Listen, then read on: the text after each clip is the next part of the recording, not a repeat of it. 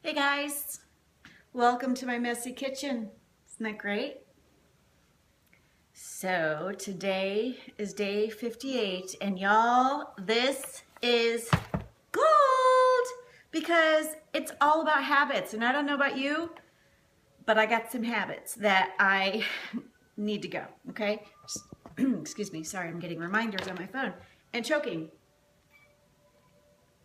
And I'm out of water, so that's great. So today is called Upgrade Your Old Habits. And you guys, this is the season that I am in right now, so I'm ready to preach, okay? In case you don't know it, well, I can't digress because I'm jumping in because this is a good one. All right, so here we go. So upgrade your old habits.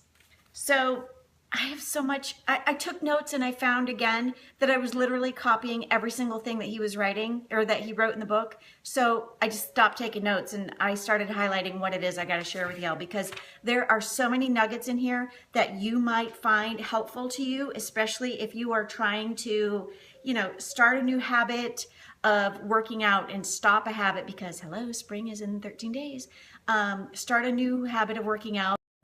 Sorry, I got a phone call. And stop a habit of, eating microwave popcorn while you're binge watching your favorite shows at night or whatever it is. If you have a bad habit that you want to stop, then tune in. Okay, because here we go. Bear with me one moment. Alexa, off. Sorry. All right, so super motivation is much more difficult to achieve when you are held back mentally by bad habits. Trying to move toward the life you want while dragging along bad habits is just like driving with the brakes on. And it's also just like swimming with your boots on. I don't know. I totally get that, But here's the catch. Bad habits simply cannot be broken, nor can they be gotten rid of. Ask the millions who continue to try on probably a daily basis. Oh no, never mind. I'm not going to read that part because our bad habits exist. I need my glasses, you guys. Okay. Sorry. Okay. So our bad habits exist for a good reason. That's hard to believe. My bad habits exist for a good reason. What the heck? They're there to do something for us, even if that something ends up being self-destructive. So it's almost like you got to learn the lesson. You got to go through the lesson before you can learn to come out the other side, because otherwise you don't appreciate it. You didn't work for it. You didn't climb that mountain. You didn't know what it meant to, earn it or whatever. Down deep, even a bad habit is trying to make us operate better. Okay, so I hear what you're saying. Let's keep going. I don't even know what's happening. People who smoke are trying, even through their addiction, to do something beneficial. What? I mean, could my hair look any worse? I mean, people who smoke are trying to do something better. How is that possible? How is that logical? I mean, okay, here we go. But he gets a good point here. They're trying to do something beneficial, perhaps to breathe deeply and relax. I can do it without smoking.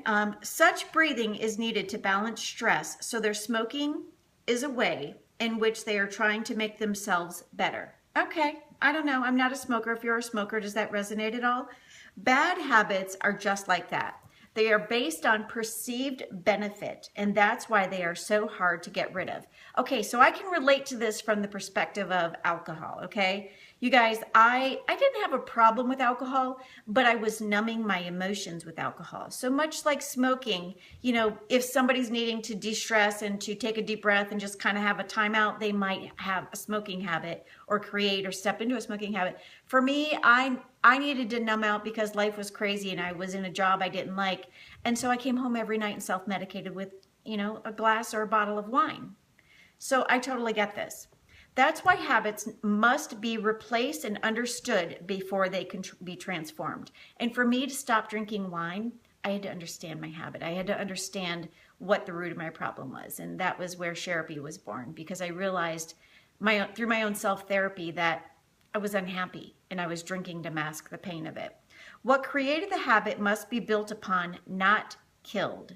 Gosh, that's interesting, isn't it? We must go to the beneficial impulse that drives the habit and then expand on what makes the habit grow from something bad to something good. So here's where it gets really good. Let's take drinking as an example. Hello. Hey, Sandy. Hey, Debbie. Good morning. I've known people who used to be drunk all the time who are now sober all the time. How'd they do it? Couldn't we just say, hi, Landon, that they did, hi, baby. Couldn't we just say that they just got rid of their drinking habit? Probably unlikely, because without exception, the recovered people I know replaced their drinking with something else. So he's suggesting that, you know, when you have a bad habit, it's because you have a problem. And so you are masking that problem by treating the symptom instead of getting to the root cause. In my case, unhappy with my job, I was treating the symptom, which was stress, overwhelm, unhappiness, needing to numb out. So he's saying that you can't just ignore it. You either need to replace the habit or do the work. So taking all of one's courage, relaxation, and spirituality from a bottle of alcohol is a very damaging habit. We all know that. But to simply eliminate it leads to even worse problems such as, paranoia and all the side effects that come from detox, which creates in you a total void. People who join Alcoholics Anonymous, and I'm very interested to hear if you have ever been through AA. No shame here, guys. I think it's amazing. I think I'd like to go through AA just because I think their principles are fundamentally amazing. Alcoholics Anonymous have replaced their false courage. I mean, think about it. When you have alcohol, you get this false courage that they once found in a bottle of alcohol with real courage found in the meeting rooms of AA. The completely artificial sense of spirituality formerly found in a bottle of wine or whatever is replaced by the true and deeply personal spirituality found in working the 12-step program to enlightenment. Gosh, that's beautiful, isn't it? The superficial but highly emotional relationships the alcoholic made in his favorite bars are replaced by the real friendships created and found only in AA. Replacement is a powerful tool because it works, and where bad habits are concerned, it's the only thing that works. The author has known people who quit smoking without intending to because they simply replaced it by starting running or, something else aerobic. Because you can see he's saying again that the smoking is because you are needing something to be filled in your chest, like you need a deep breath. So they were using their lung capacity doing running, and they just found they didn't have a need for smoking. So there you go. That's a tip. I mean, I think what he's saying here about Alcoholics Anonymous is amazing and probably very true.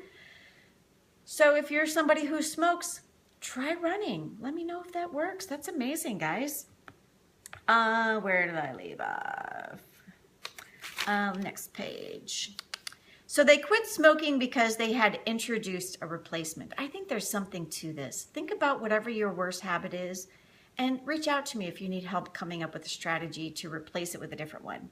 People who diet have the same experience. Okay, now here's some truth talk. I can talk about this one.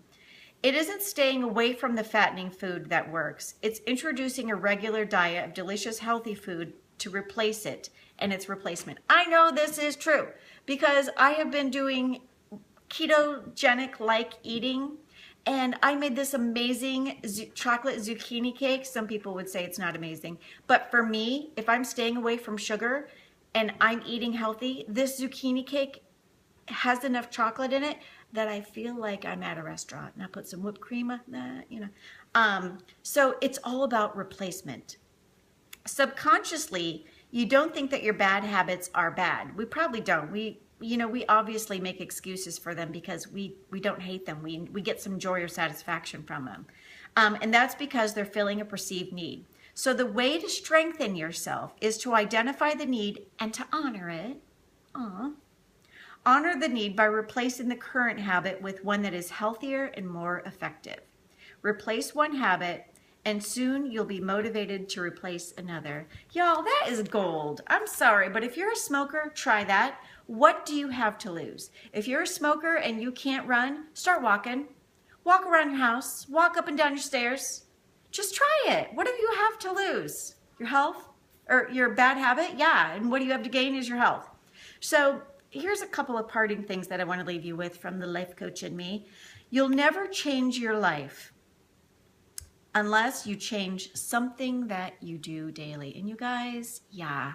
I mean, I am leading a group of women right now through a 21-day routine system, and it is true. Because what you do every day is what you practice, and what you practice, you get good at. The secret of your success is found in your daily routines. So whatever you do every day, you get good at, and that's where your success is. I preach to women all the time. Have a PM routine and have an AM routine. Just like a stack of books, if you have that much busyness in your life, you have to have something to flank the ends, otherwise the books just fall. So have something that starts your day and ends your day every day as a routine. Successful people are simply those with successful habits. When you guys see somebody doing what it is that you hope to or aspire to do in your life, it's not that they're smarter than you or better than you or anything. It's that they have routines. And not only do they have routines, but they are in the habit of doing these routines every day, because you know what they don't do? Make excuses. They don't let themselves off the hook. And lastly, the quality of your life is not an accident. It's a habit. Whether good or bad. The quality of your life might be horrible, and that's no accident if you're doing horrible things every night, if you're smoking, if you're drinking, if you're not cleaning up your house. But if the quality of your life is amazing, the odds are you're probably deeply rooted in faith, and you're probably around a network of amazing friends, and your house is probably cleaner than mine right now, but you get what I'm saying. So how you want to show up in this world is directly related to the habits that you have. Evaluate what you have, assess where there's opportunity for a replacement, and start getting creative with coming up with a replacement. Day 60 is tomorrow, and y'all, it's gold, okay? I know I say that every day. Well, I don't really say it every day. But today is upgrade your old habits. If you're a smoker, I'm interested to know whether or not this running thing could work for you.